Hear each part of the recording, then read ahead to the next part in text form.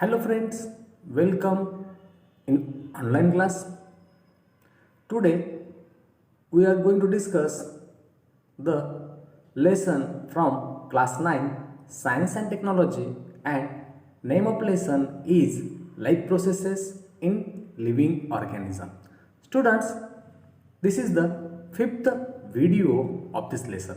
विद्यार्थी मित्रांनो, आज आपण इयत्ता 9वी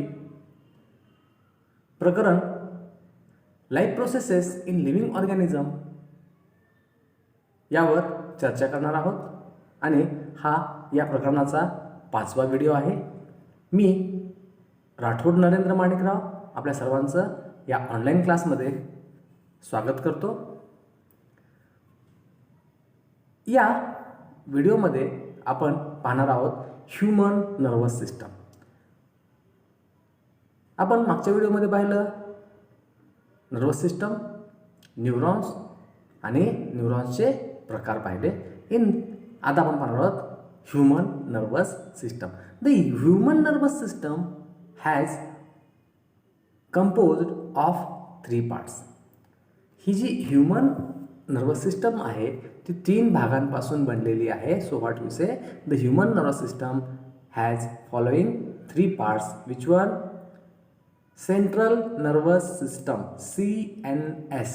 C stand for central, N stand for nervous, S stand for system.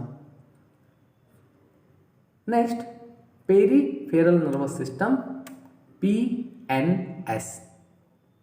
आणि autonomic nervous system, त्याचा आपण autonomous nervous system सुद्धा म्हणतो, त्याला ANS. मग what is ANS? What is PNS? What is CNS? आपण पुढे पाहणार आहोत. And now central nervous system, that is CNS. And CNS consist of brain and spinal cord. ही जी CNS आहे याचे कुठले कुठले भाग आहेत? ब्रेन आणि स्पायनल कॉर्ड. म्हणजे जो सेंट्रल पार्ट आहे नर्वस सिस्टमचा, सेंट्रल पार्ट, महत्त्वाचा पार्ट जो आहे तो आहे CNS आणि तो बनतोय ब्रेन आणि स्पायनल कॉर्ड या दोघांना मिळून. तर ब्रेन काय आहे? ब्रेनचं चित्र बघा दाखवलेलं आहे इथं. तर brain is the main controlling part of nervous system. Brain आपल्या शरीराचा मुख्य महत्त्वाचा भाग आहे, कारण whatever activities are carried takes place in our body, that all activities are controlled by our brain. आपल्या शरीराच्या प्रत्येक हालचालीवर नियंत्रण ठेवणं हे या ब्रेनचं कार्य आहे.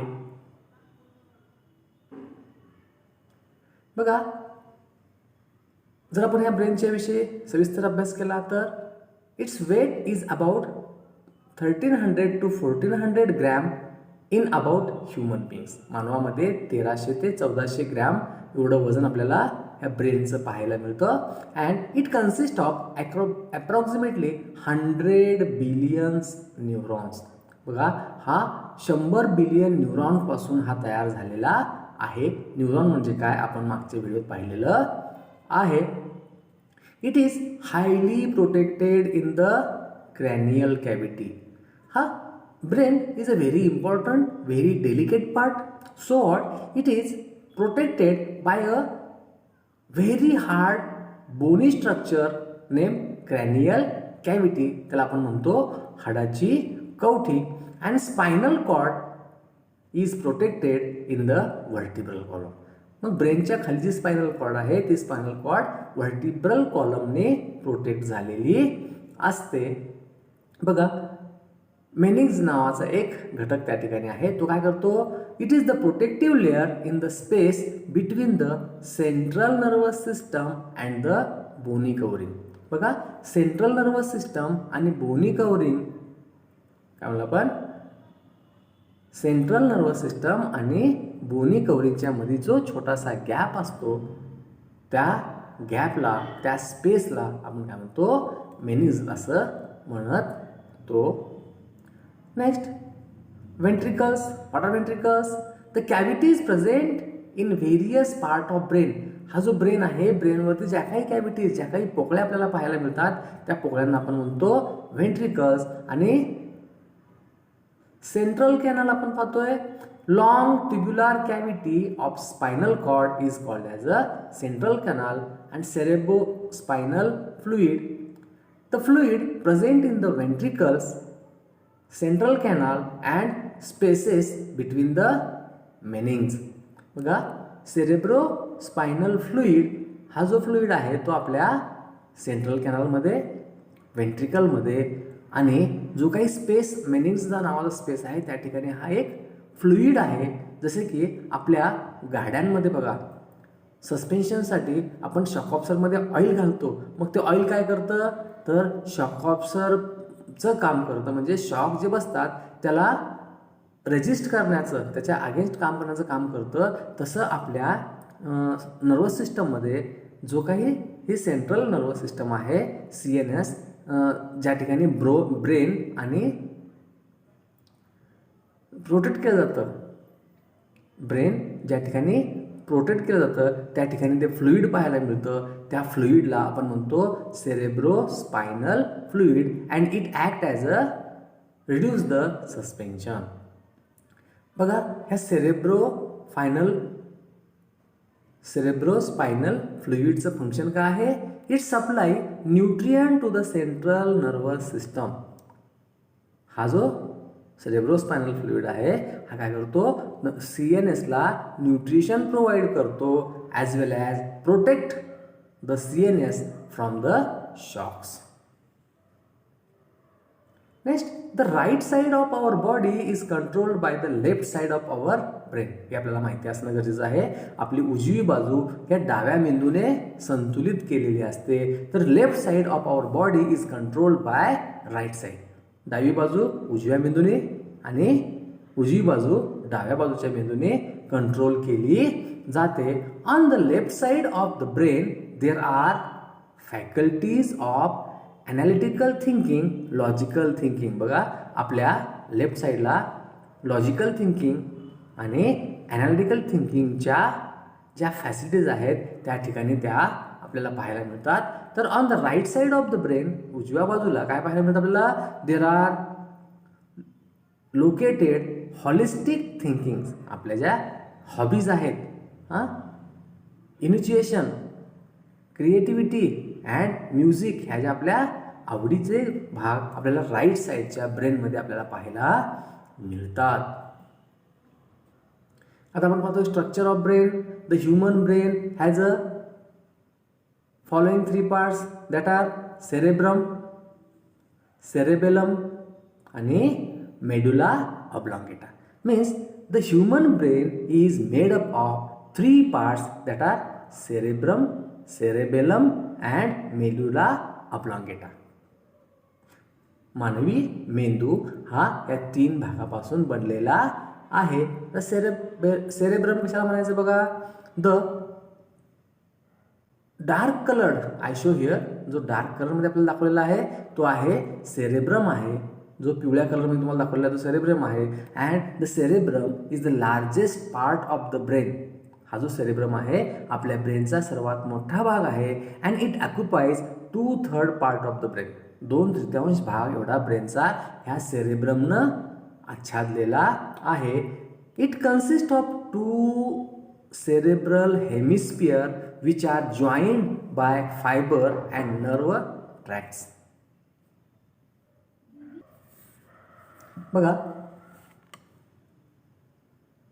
cerebrum consists of 2 cerebral hemisphere which are joined a fiber and nervous system.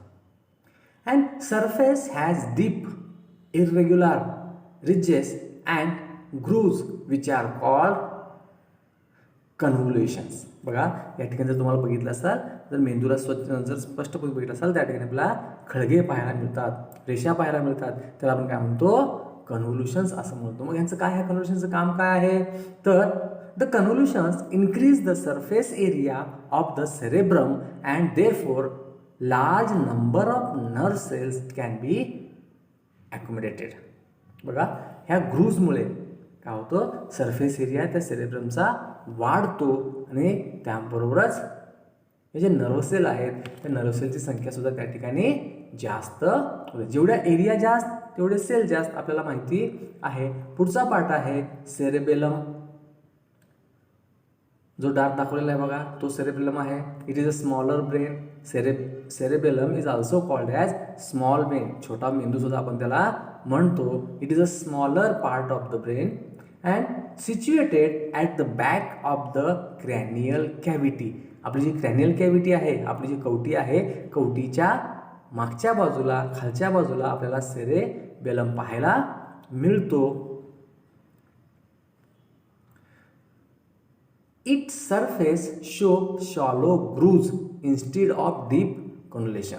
बघा ह्या डीप कन्व्होल्युशनच्या ऐवजी आपल्याला इथं ग्रूव्ज पाहायला मिळतात, घड्या आपल्याला या ठिकाणी पाहायला मिळतात.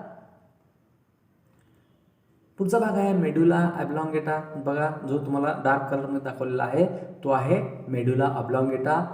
The hind most part of the brain. सर्वात शेवटचा खालचा भाग त्याला आपण म्हणतो तो आहे medulla oblongata. Two triangular swollen structure called as pyramids are present on the upper side of the medulla oblongata. ह्या मेडुला ऑब्लॉंगेटाच्या वरच्या बाजूला काय असतात, पिरॅमिड्स असतात. And the hind pain or the hind part of the medulla oblongata continue as a spinal cord.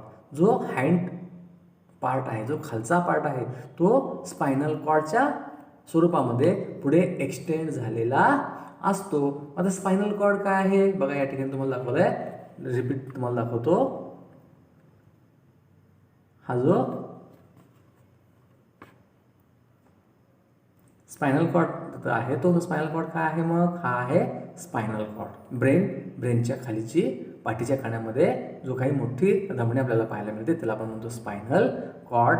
Located firmly inside the vertebral column. Spinal cord is located firmly inside the vertebral column. आपल्या हाडाच्या कण्यामध्ये हा spinal cord आपल्याला पाहायला मिळतो. Slightly thick but gradually tapered towards the end.